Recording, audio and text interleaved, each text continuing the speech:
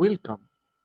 In this video, we will talk about radio waves and the difference between them and optical waves. First, radio waves. This term refers to a natural phenomenon produced by the contact of an electric current with a metal conductor. Okay, as we see in this picture. This phenomenon produces oscillations in the air from 30 air vibrations per second up to 100,000 air vibrations per second, meaning from 30 Hz to 100 gigahertz. This field of vibrations is called radio frequencies, okay, or radio waves. We can use this phenomenon to convey information, and scientists and engineers have benefited from it in the fields of communications, which led to the spread of applications through it, such as AM, FM, first generation, second generation, third generation, fourth generation, and fifth generation, and in Wi-Fi and WiMAX and Bluetooth, and many applications. And behind these applications is a broad world called telecommunications engineering. Okay, now as a communications engineer, you should to know first the relationship between frequency and wavelength. As you know, the more things you have, the less you can achieve. This applies to frequency. As the vibrations increases, okay, the distance between them decreases. Okay, in as we seen in this picture, the difference between low and high frequency. High frequency means short wavelength, and low frequency means long wavelength. It is easy to mathematically express this relationship like this. Okay, this relationship between wavelength and frequency. Okay, lambda is equal to speed of light over a frequency. Okay, good. Some radio bands, some radio bands.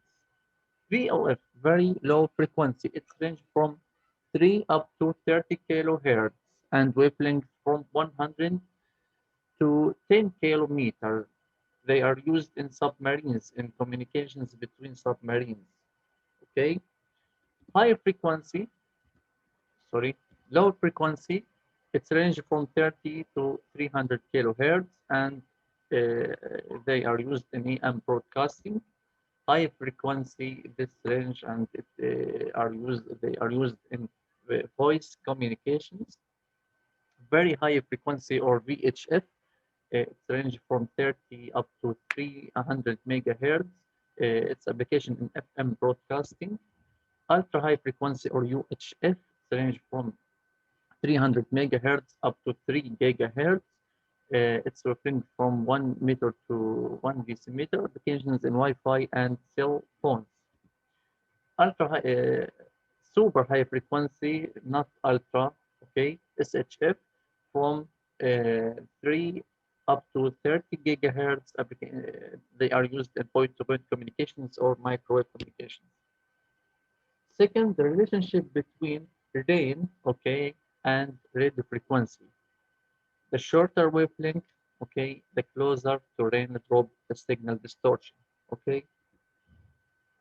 We should know, okay, that the shorter wavelength, okay, the closer to raindrop the signal distortion. For example, in heavy rains and SHF super high frequency, the raindrop, okay, is equal to wavelength, okay, shorter wavelength, okay.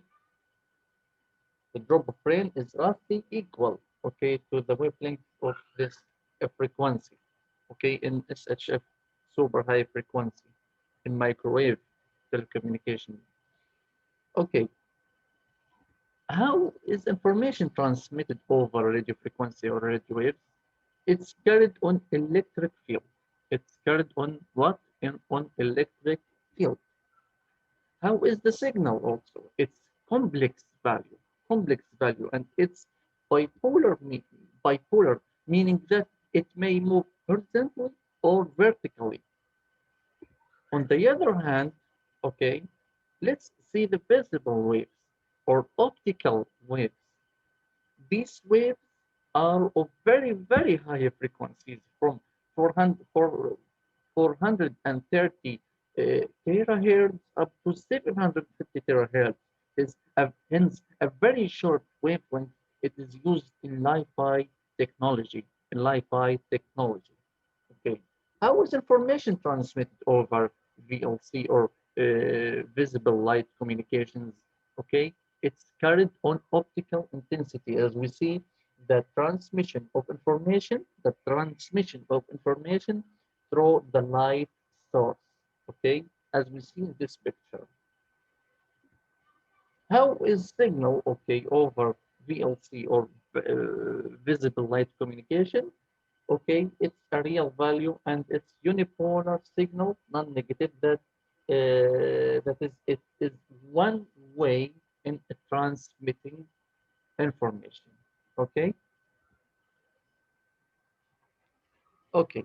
This can be summarized as radio waves are carried on an electric field. Okay, and optical waves are carried on optical intensity. Okay, forever engineer, thank you.